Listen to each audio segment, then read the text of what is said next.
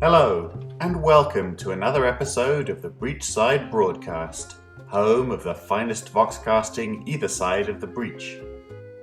Some say the gremlins of the bayou are no better than filthy vermin who should all be exterminated. Others say they're as stupid and saucy as a two-bit rabbit hound with fist temper.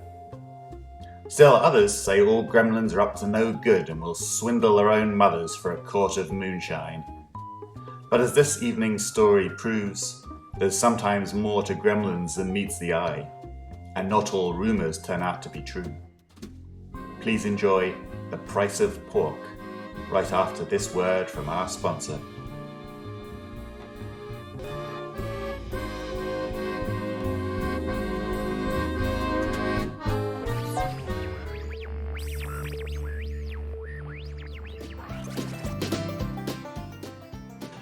This episode of the Breachside Broadcast is brought to you by Montgomery's Meats. Come to Montgomery's on Cheapside Road for a succulent flank steak or rack of ribs caught locally in the bayou. If your tastes are a little more peculiar, ask about our specialty selection in back. We offer a selection of exotic cats and offal that you won't find anywhere else on either side of the breach.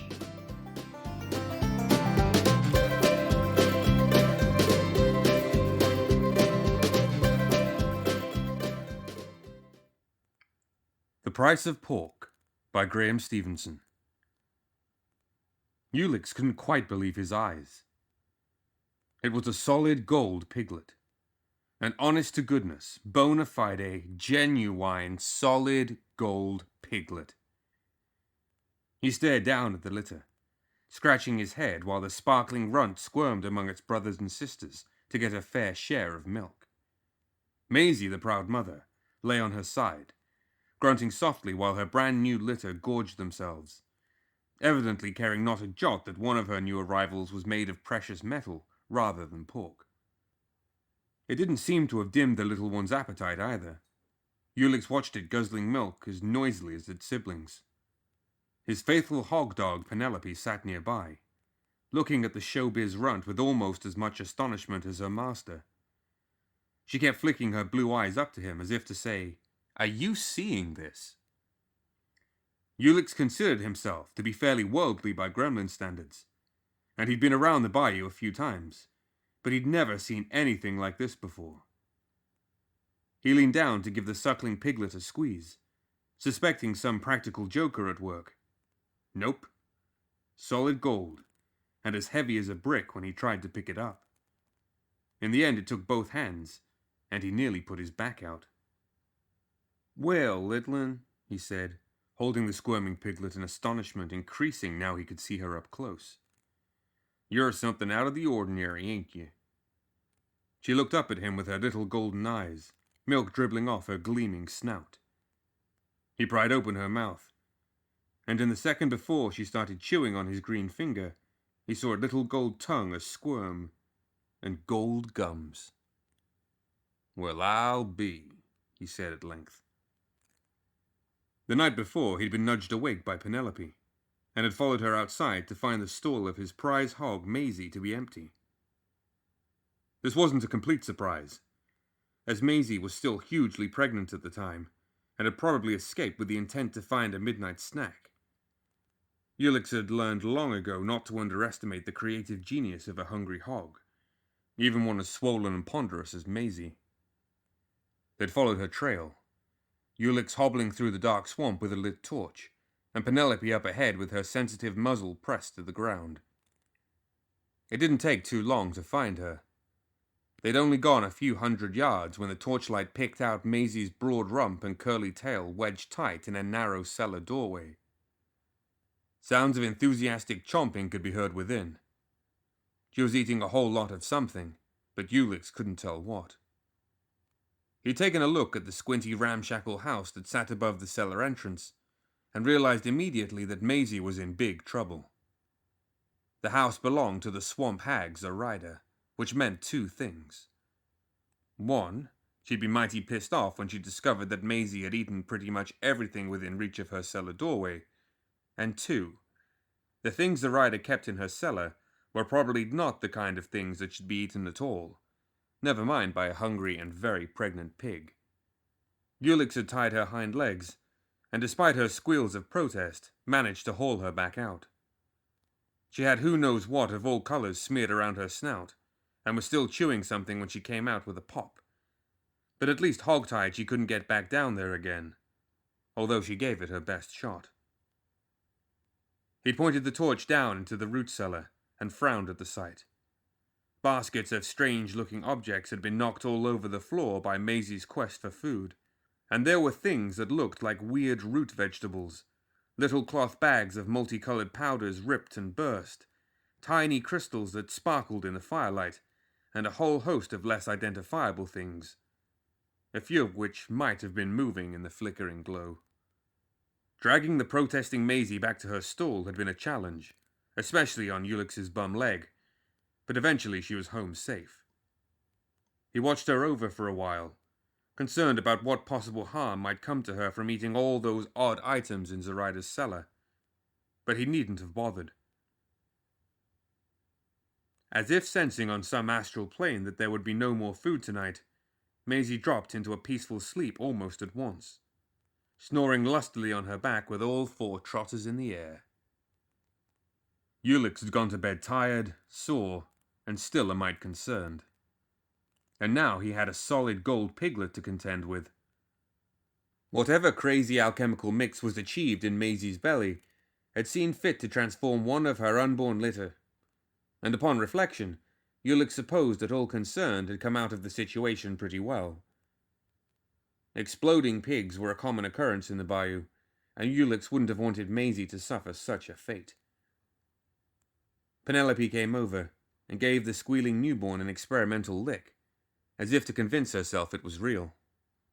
She was a beautiful dog, and had been Ulix's constant companion since she was a pup.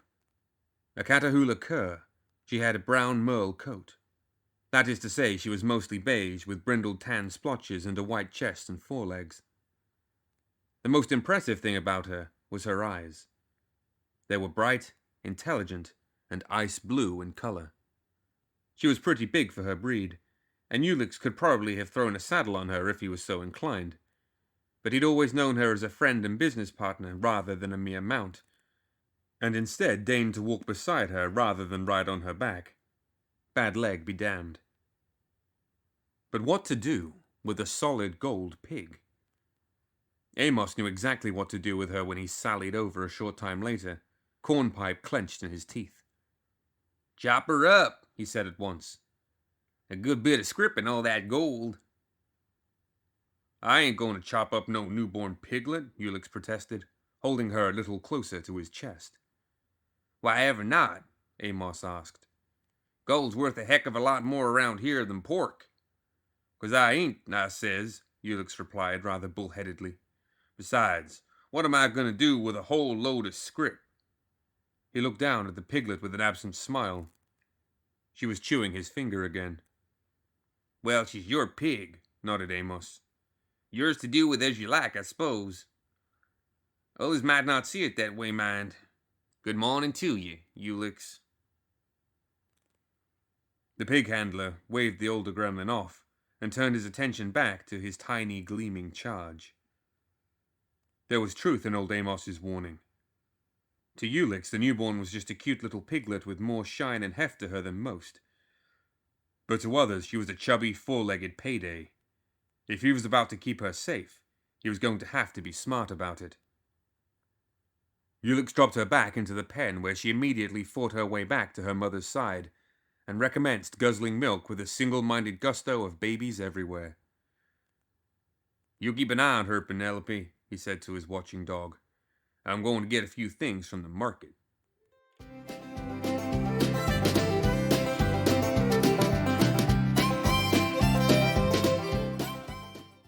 "A what?" Pa Dingle scoffed. "A solid gold pig," Poultice repeated, his expression that of a man hoping for a reward, but expecting a slap. Pa Dingle regarded his second eldest son with pity. Poultice had never been the smartest kid. As a matter of fact, none of the Dingle kids had turned out to have much upstairs, but he was usually rational at least. "What are you talking about, boy?" he asked. "Like an ornament or some such?" "No, Pa. A real living, walking, squealing pig made out of gold." Pa Dingle sat more upright in his chair, taking a moment to lick his lips and compose his features. "Those Cleophas boys been winding you up again, son?" he asked gently. "No, Pa. I heard it from Mr. Hippolyta. He was saying there's rumors about it spreading all the way clean out to Malifaux." "The grain store manager?" This finally caught Pa Dingle's attention. Hippolyta wasn't the sort of man who indulged in flights of fancy. He kept his feet firmly rooted in the somber business of agriculture.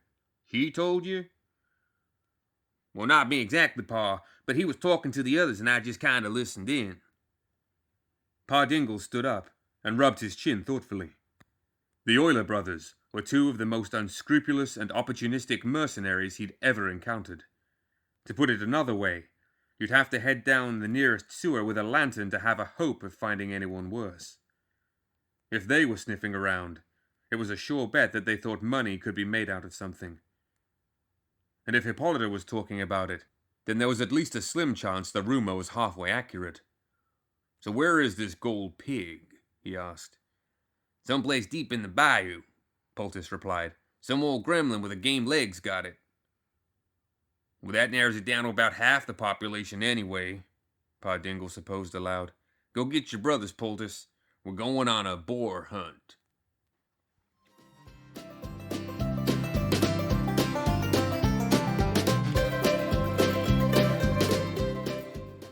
Thunk shook the little man again, and more seeds came out of him, falling out of his inverted pockets and rattling across the hardwood floor of the grain store. "Where pig?" Thunk asked patiently. The man's face had turned a bright tomato color, and his eyes bulged from being held by the ankle. "I told you I don't know," he spluttered. "All I heard is it's deep in the bayou, to the east. That's all I heard." Thunk sensed deep down that the shopkeeper was telling the truth. He'd been holding him upside down and shaking him for more minutes than he had spare fingers, with one hand being occupied in the aforementioned holding, and Thunk's heavy steel-toed boots prevented him from using his toes as stand-in to assist with the count. "Thunk hear about gold pig," Thunk said.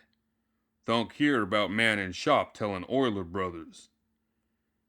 "You said that already," the shopkeeper said. "Thunk want gold pig."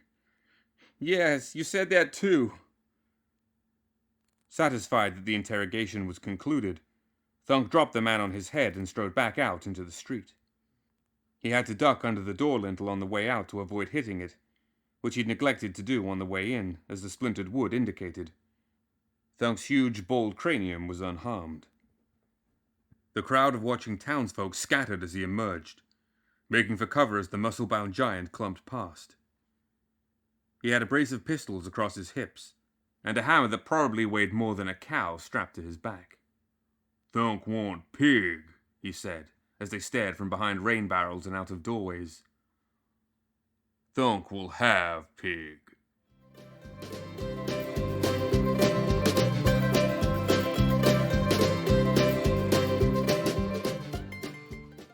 Ulix had been busy in the days since little Honey had come along, almost as busy as the wagging tongues that had spread stories of her arrival further than he liked to think about.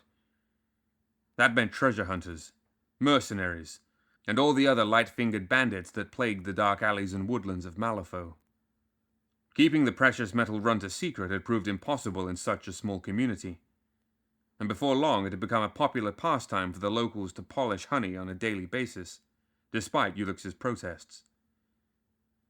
They seemed to love the sight of the gleaming little piglet galloping around in her filthy pen, and she certainly loved the attention, grunting and squirming with pleasure, while gremlins rubbed her with cloths and rags until she squeaked.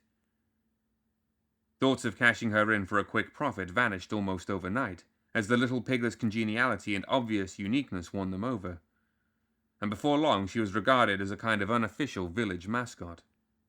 Even Zoraida, whose face had been stormy when she clumped up to Ulix's home on the second day, had cackled at the sight of the shiny piglet gambolling around in the mud with her siblings, the ransacking of her root cellar forgotten in an instant. Well, ain't you just a precious little thing? She crooned in an unexpectedly maternal moment, tickling Honey under the chin. Later, she'd caught Ulix's eye and leaned close. Got something special there, Ulix, she'd said. But it's going to take something special to keep a hold of her. Ulix told her of his plan, and she roared with laughter, slapping him on the chest. You always was a smart one, she said over her shoulder as she left him to his preparations. As it turned out, they were just in time.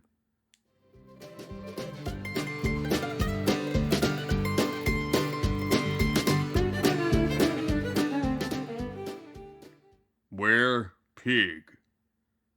The giant stood in the center of the village, an upended gremlin held in each fist. Dozens more had scattered at his approach, and to the untrained eye it would seem as though the village was deserted but for the whispers and scuffles of movement from the shadows. Where pig? He said again, his massive bald head gleaming in the afternoon sun. Thunk will have gold pig. When there was no immediate answer, he shook one gremlin vigorously, then the other. Thunk was a big believer in routine.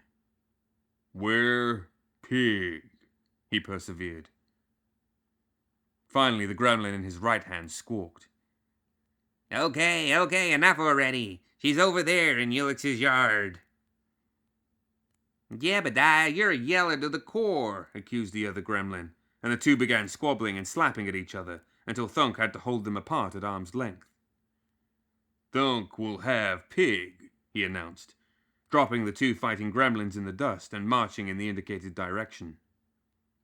He wasn't surprised when he found a lame old gremlin leaning against the fence with a startlingly blue-eyed dog at his side, while between them on a tree stump sat a gleaming golden piglet.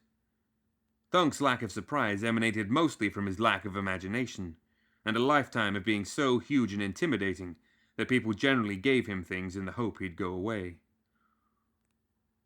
Thunk will have gold pig, Thunk said, more as a way of indicating to the old gremlin that if he wanted to fight for her, Thunk was prepared. Thunk didn't always realize he was in a fight if his opponent was small and hadn't made the impending conflict abundantly clear. Thunk had accidentally sat on a few opponents while they were trying to flank him, something he would never have done out of courtesy if he'd known they were trying to kill him. But the old gremlin just shifted his weight and gestured with a green palm. There she is, big fella. Satisfied with this, Thunk scooped up the shiny pig. Thunk has gold pig, he said to formalize the transaction, and turned on his heel. A short distance from the shack, Thunk checked underfoot in case this had been a clever ruse and the old gremlin had secretly started to attack him once his back was turned. But the tiny green figure was still there, leaning against the fence and grinning at him. Happy trails, the gremlin called. Content that victory was his, Thunk lumbered off and began to speculate on what gold bacon might taste like.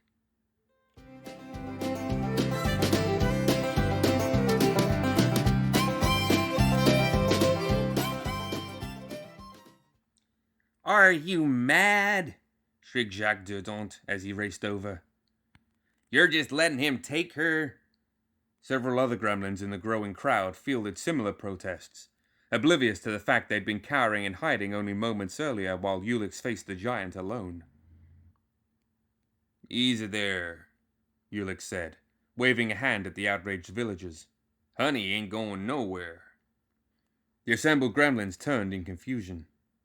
The huge man was striding away into the swamp, the glinting gold piglet still visible under one arm. Chuckling, Ulix turned to his dog. Show him, girl. Penelope shuffled backwards, and from under her shaggy fur coat appeared Honey, grunting contentedly as she worked her way through the pile of chopped carrots. She'd been there all along. But, stammered Jacques, looking back at the other golden piglet just disappearing into the brush. Ulix reached into the pig pen, and lifted a tin of gold paint into the air, brush handle sticking out. "That lummox will be halfway to the breach before he figures it out," he said. The gremlins crowed their delight. "Hold on now," Ulix said, shushing them. "They ain't all going to be that stupid, so listen up. Here's the plan."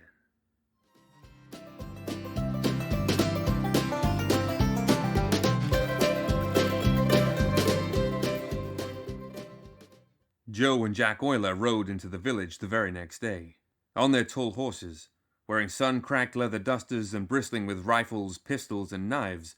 The two bounty hunters were an impressive sight to the small gremlin community, where a rusty old blunderbuss was considered cutting edge. The brothers dismounted, taking their time and letting the locals get a good look at them.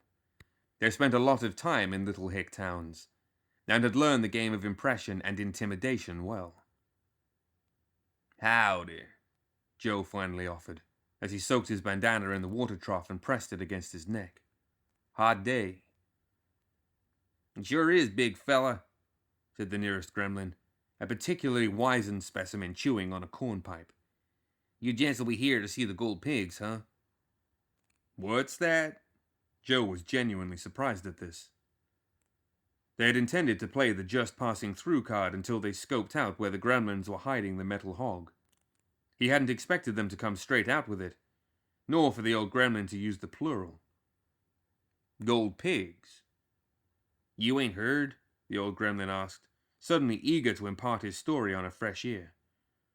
"Well, just so happens our hog herder Ulix got himself a litter of gold piglets. Solid gold they is. I seen 'em with these very eyes." He pointed at the organs in question in case Joe had missed that part. "Solid gold, huh?" "That's right, mister. 32-carat gold, or my name ain't Amos." "That's so." Joe glanced at his brother, who was concealing his gloating smile with admirable skill. Neither of them could believe these green dummies were actually boasting that they had a crop of solid gold pigs right there in the village. "Guess I'll have to go see that for myself." "Go right ahead, big fella," old Amos encouraged. "Ulix is looking to sell 'em. You go take a look. Solid gold they is." "I'll do that," Joe said. "Obliged." He touched his hat and started leading his horse in the direction Amos had indicated. His brother fell into step beside him. "Can you believe this?" Jack hissed between his teeth. "They think we're going to pay for 'em." "Keep it down," Joe retorted. "We play this nice and cool. No shooting unless we can't avoid it. These gremlins are so dumb we can probably just walk out of here with the whole litter if we do this right." Jack tried to muffle his sniggers as they drew up at a ramshackle old hut, with an equally ramshackle pig pen to one side. A cheerful gremlin with a bow across his back, and what looked like a bowler dangling from his belt came around the corner, favoring one leg. A handsome dog trotted at his heels. "Afternoon, fellas," he called as they approached. "You look to me like a couple of boys who might know a bargain when they sees one." "That a fact," said Joe, smiling back. "Well, we did hear an interesting story about some pigs a fella by the name of Ulix got for sale." "That's me, boys," said the lame gremlin. "And these ain't no ordinary pigs, neither. They's gold. Solid gold." "Well, that's the rumor," Joe said, throwing a sidelong glance at his brother. "I've been looking for a buyer, as a matter of fact," Ulix continued. "Can't do much with a litter of gold pigs. Can't breed 'em, sure can't eat 'em. So I figures I'd sell 'em. Buy me a nice fancy place in Malifaux." He grinned at them both, and they laughed dutifully. Ulix put a hand on the fence of the pig pen, then he paused. "Now, boys," he said, "you're welcome to take a look at 'em, but I have to ask you don't lay a finger on 'em, not least until we've concluded the sale and all. They've just been polished, and it's a chore to get all the smudges off after they've been handled." Joe thought this rang a little false, but he nodded again. "Okay, sure." Ulix grinned and made to open the fence, but then he paused again. "Oh, one other thing, boys," he said. "If we got a deal, ain't no refunds available. It just ain't something I'm gonna budge on. Nothing personal, boys, but that's just the way I does business. Oh, and you gotta pay me up front before taking the pigs. Joe frowned, alarm bells ringing. We gonna see these pigs or not? Ulix nodded graciously and swung the pig gate open. Feast your eyes, boys. Joe looked in, and for a second his heart jumped into his throat. There in the pen was an immense sow lying on her side, drowsing, while her litter of piglets fed hungrily. Every single one of them shone and gleamed like freshly polished gold. Holy crow, he heard his brother whisper. Didn't I say there was a marvel? Said Ulix, leaning on the fence and beaming like a proud father. Joe was about to agree when he noticed that there were smears of gold on the mother all around her belly. As he looked closer, he noticed there were patches of pink appearing as the piglets squirmed and fought for feeding room, and there was a strong chemical smell wafting from the stall. Why, you little green swindler, he swore. That's pink. You done painted them gold. Ulix's grin fell off. Now wait just a minute, fellas. They's as gold as my teeth. Joe lunged forward and grabbed one of the piglets, lifting it squirming into the air. Droplets of gold flew from its trotters as it fought to escape his tight grip and felt the wet paint smear across his palm. He dropped the animal in disgust. You try to swindle us. They ain't gold. Ulix hobbled back a few steps, trying to salvage the deal. Come on now, fellas. Once the paint dries, ain't nobody gonna know. You could sell 'em at night. How about I drop the price? Joe laughed bitterly. You've been too long in the sun, he said. I wouldn't take them pigs off you for free. Come on, Jack. We're wasting our time in this flea pit.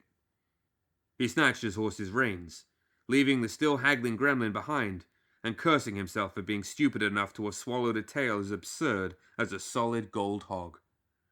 If he'd taken a closer look at the pen, past where Ulix was still playing the desperate salesman role to the hilt, Joe might have noticed how the paint was coming off all the piglets, except one.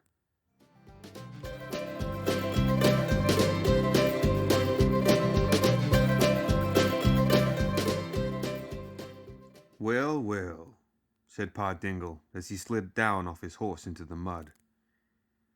It had been raining heavily all night, and the gremlin village had transformed from hard-packed dust to ankle-deep sucking mud and standing puddles of water. The sky was still grey.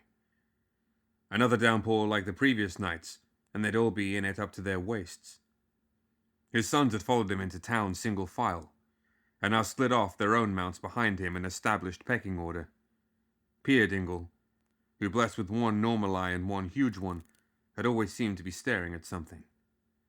Poultice Dingle, none too bright but a gentle soul. Pongo Dingle, afflicted with Herculean body odor issues. Petermain Dingle, born without vocal cords and instead communicated through expressions, gestures, and flatulence. And finally, little pint-sized Dingle, less than 4 feet tall, but mean as a hornet. Pa Dingle sighed as he surveyed his brood. His was a burdensome lot in life, but he made the best of it. He focused on the tired-looking gremlin shack and the pig pen affixed to the side of it. "Hello in there," he hollered, banging on the door. A short gremlin with a limp opened it, his expression blank. "Help ye?" "I'm here about this so-called gold pig," Pa Dingle announced. The gremlin rolled his eyes. "Another one," he muttered to himself, and hobbled out through the door into the thick mud. "If I had a coin for every time somebody asked me about that damn gold pig, I could buy myself one and have done with it." "So I ain't the first?" Pa Dingle asked. "Heck no," the gremlin grumbled, working his slow way to the pig pen. "First few callers, I thunk it was some sort of joke. Even tried to make some bit of script out of the rumor, but the pigs kept licking the paint off." Pa Dingle nodded. He'd heard the story of the Euler brothers and the painted pigs only that morning, but had decided to come see for himself anyway. Hippolyta had never been wrong before. The gremlin paused for breath when he finally reached the pen, leaning on the rickety gate. "Truth is, I'm getting pretty sick of it, and I don't mind telling you, mister." He fixed Pa Dingle with a hard eye. "I got a mind to answer my door with a gun next time some fella comes around asking about gold pigs." He swung the gate open and stood back. Well, go on, take your look. You find any gold pigs in there, we'll go 50-50 right down the middle. Pa Dingle and his boys crowded close to look, and what they saw was disappointing to say the least. A hugely fat sow lay like a pink sack in the mud, filthy but for the side that faced the sky, while a dozen tiny piglets wriggled and fought for milk. The mud was so deep and watery that they were all completely caked in it. Only a patch of pink was visible here and there. You see, the gremlin said, ain't no gold pig around here. Think I'd still be living in this shack if there was? Pa Dingle stroked his lower lip while his tongue darted out to wet it. He looked good and hard at the array of hungry piglets in the mud. They certainly seemed pretty ordinary, but he'd come a long way, and was a profound believer in the old mission of no smoke without fire. As he looked, it dawned on him that one of the piglets near the end was so incredibly caked in mud it looked like someone had tried to bury it. Not a patch of pink skin was visible anywhere. A crooked grin began to form on his face as a suspicion took hold. Pongo, get on in there and take a look at that real filthy one along the end there, he said. Why me, Pa? Pongo complained. 'Cause you smell like a pig already, his father snapped. Now do like I says. Sulking, Pongo waded into the treacherous mud and lifted the piglet in question. He held it in the crook of one arm and scraped away a handful of mud. Underneath was soft pink piglet. It ain't gold, Pa, he reported back. Check 'em all, Pa Dingle said, unwilling to give up. Petamine, you get in there and help. Petamine raised an eyebrow and emitted a short rasp that seemed to have a question mark at the end. Yeah, you. Get in there. Petamine squelched into the pen beside his brother, and between them they began wiping the mud off the backs of the feeding piglets one by one. Pink, pink, pink, Pongo reported as they went down the line. Pa Dingle watched with mounting frustration as they went all the way to the end. Every piglet's back was bare and pink. It ain't here, Pa, Pongo said. They must have hid it someplace else. Stashed it in one of them shacks, maybe. Think so? Scoffed the gremlin, still leaning on the gate. You try taking any one of that litter out of that pen with old Maisie watching, and you'll see what happens. But you better be able to run real fast before you do. It's here someplace, Pa Dingle said. Tear this village apart. We'll find it.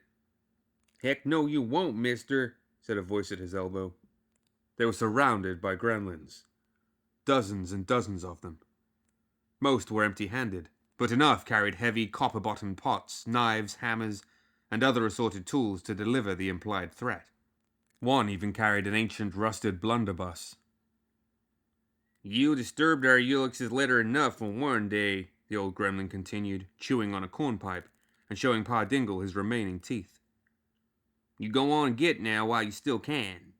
And you tell anybody you meet on the road, Ulix said as the family backed away and remounted their horses, that the next fella comes by my shack wasting my time with stories about gold pigs is going to get a load of buckshot for his trouble, you hear? Pa Dingle threw the assembled villagers a last defeated scowl and jockeyed his horse out of town.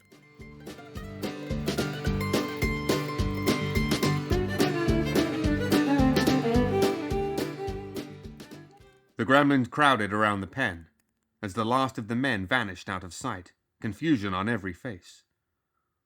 Where is she, Ulix? Where'd you hide her? Ulix limped into the pen and scooped up the very first piglet in the line, holding out the pink, mud-splattered infant for them all to see.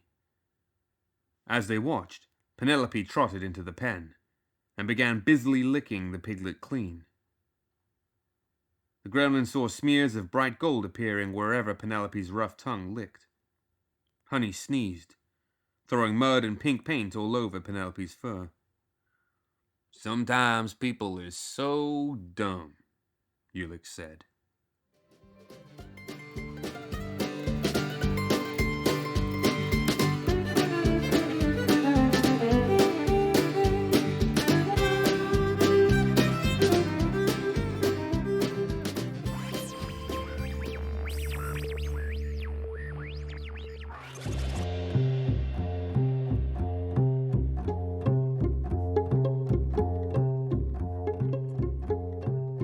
Well, that's it for another episode of the Breachside Broadcast. Join us next time for more Tales of Malifaux.